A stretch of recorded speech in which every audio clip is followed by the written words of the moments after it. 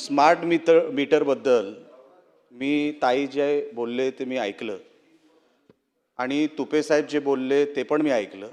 ग्रामीण भागामध्ये साहेब माझा मतदारसंघ हा ग्रामीण भागात येतो.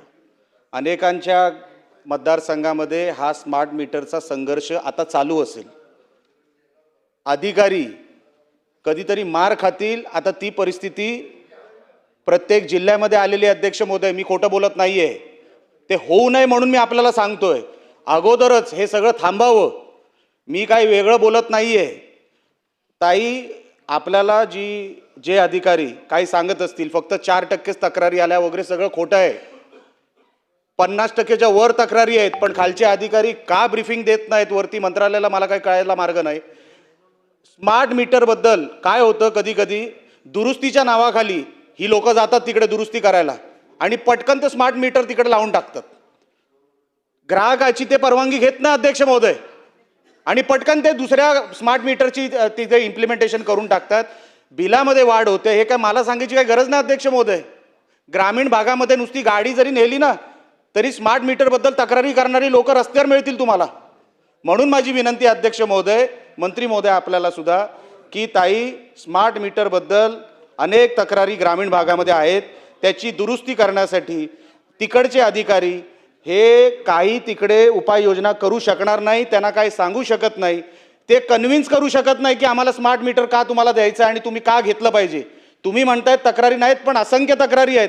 तुम्ही मला जर माझ्याच मतदारसंघात जर विचारलं, तुम्हाला शेकडो तक्रारी मी तुम्हाला आता आणून देऊ शकतो. पण माझी ताई विनंती आहे अध्यक्ष महोदय आपल्या माध्यमातून, ह्या स्मार्ट मीटरबद्दल ग्रामीण भागामध्ये अतिशय असंतोष आहे. त्याच्याबद्दल त्याचा निवारा करण्यासाठी सरकार काय करणार आहे का, एवढा माझा स्पेसिफिक प्रश्न आहे.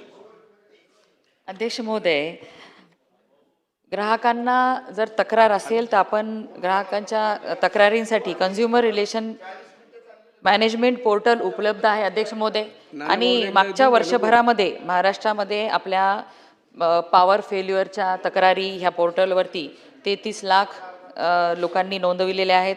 त्याचबरोबर बिलिंग संबंधी तक्रारी 18,60,000च्या आसपास नोंदविलेल्या आहेत आणि इतर 1 लाख, असं 53 लाख लोकांनी तक्रारी नोंदवल्या. आणि त्यांचं त्या ठिकाणी त्या तक्रारींचं निराकरण तात्काळ आपल्या अधिकाऱ्यांनी केलेलं आहे अध्यक्ष महोदय.